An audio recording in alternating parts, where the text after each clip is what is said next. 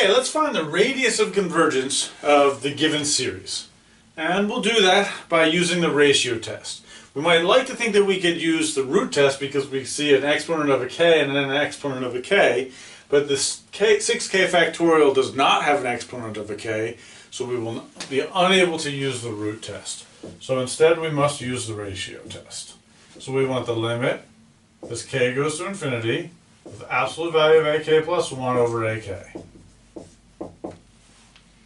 ak plus 1 means turn every k into a k plus 1.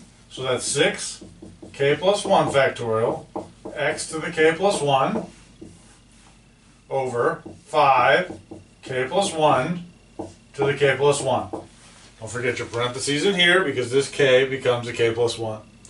That's all the ak. That's all the ak plus 1. We're dividing by ak, which is this the terms of the series. So dividing by that is multiplying by the reciprocal. So that's times 5k to the k over 6k factorial x to the k. Alright, now we'll look and see what we can simplify and what we can cancel. The x's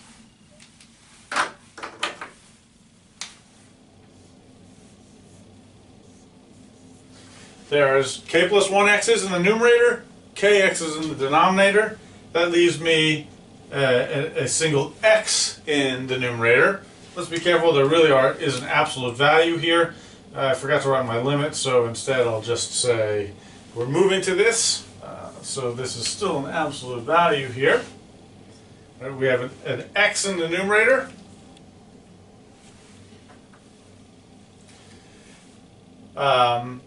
The 6 will cancel completely. K plus 1 factorial and k factorial, we've seen that before as well. K plus 1 factorial is k plus 1 times k factorial, so the k factorial cancels out. So that's k plus 1 times k factorial.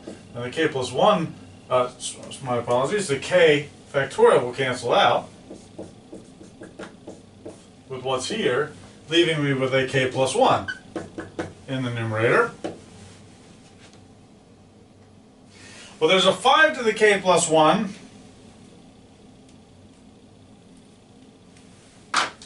in the denominator. That's a 5 to the k plus 1 if I distribute the k plus 1 here. And that's a 5 to the k up here. So that means there's an extra 5 in the numerator because all of those will cancel out except for a single 5. And then what else is left over? This k to the k and k plus 1 to the k plus 1.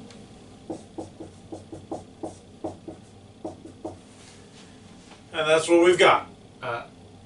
Now notice that this k plus 1 here can simplify with the k plus 1 to the k plus 1 in the denominator. There's one of them here that's going to cancel off with one of those down here, and I can then rewrite this as x k to the k 5 k plus 1 to the k. Because this k plus 1 canceled with one of those k plus 1s down in the denominator, leaving just k of them. Okay, and that's where we are. This is going to take a little work to get through this,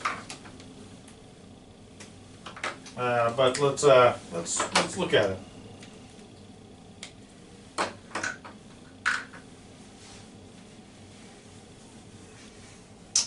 All right, so let me save that part.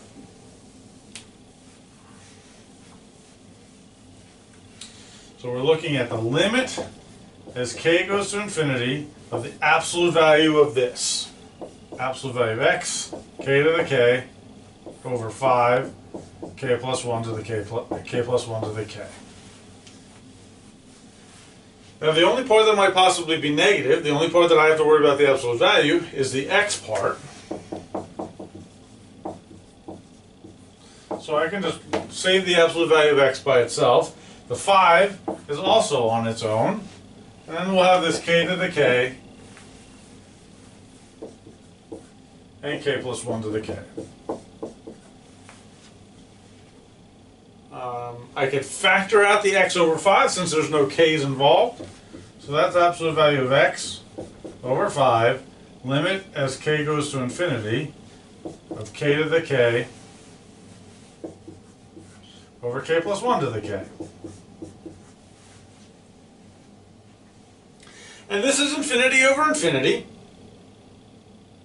But since we have these k's in our exponents, and now we're looking at limits, that should remind you of a logarithmic limit-taking situation. This is k over k plus 1 all raised to the k. I can separate those k's as an exponent out here, and since I have k as an exponent, I'm going to take a logarithm inside, which we have done before, and see what happens. So this is really what we're worried about. We're worried about this limit as k goes to infinity of k over k plus 1 to the k. So what we've got now is absolute value of x over 5, limit as k goes to infinity of k over k plus 1 to the k.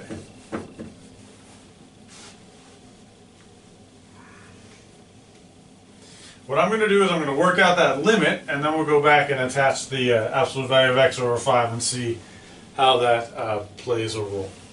Limit as k goes to infinity. What we're going to do is we're going to put a log inside, and then remember to undo that by turning our answer into an exponent, an e to the x, at the very end. So log ln of k over k plus 1 to the k. By a log rule, I can bring my k down, so that's limit as k goes to infinity of k times ln, let's just write it like k times ln k over k plus 1. All I did was bring that k down front. At this point, if I try to plug infinity, and I get infinity times ln of 1, that's largest degree over largest degree, k over k is 1. So that would be ln of 1, but ln of 1 is 0, so that's infinity times 0. We've seen this before with many of our logarithmic limit-taking situations. I'm going to take this k, put it in the denominator as 1 over k.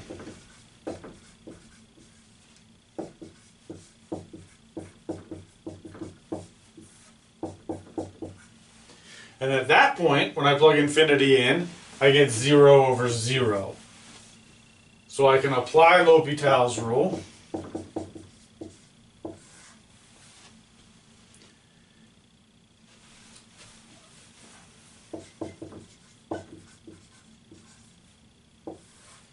The derivative of the numerator is 1 over what's inside, so that will be k plus 1 over k.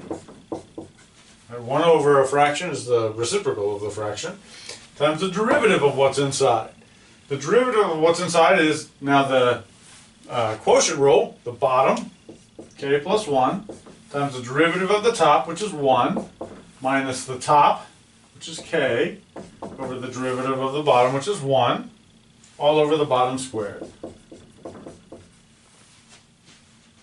The derivative of the denominator, 1 over k, that's k to the minus 1, so its derivative is k to the minus 2, negative k to the minus 2, so that's negative 1 over k squared. This is k minus k, k plus 1 minus k. So this just works out to be 1, if you simplify that. This k plus 1 here will cancel with one of these k plus 1s, leaving me with the numerator here, 1, and the denominator k times k plus 1.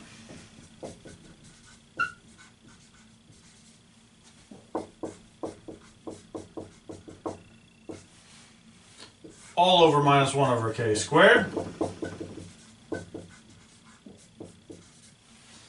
So if I take the denominator and turn it into a reciprocal, that's 1 over k, k plus 1 times k squared over negative 1. If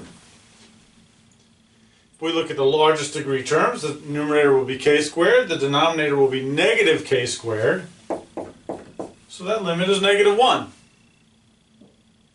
But since we took a natural log at the very beginning, before we took any limits, we have to undo that natural log by turning that into an exponent, and e to the negative 1 is our limit.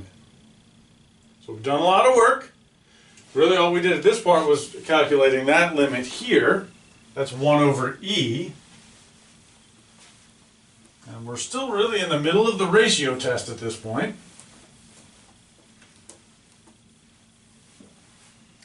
And what we get is absolute value of x over 5 times 1 over e.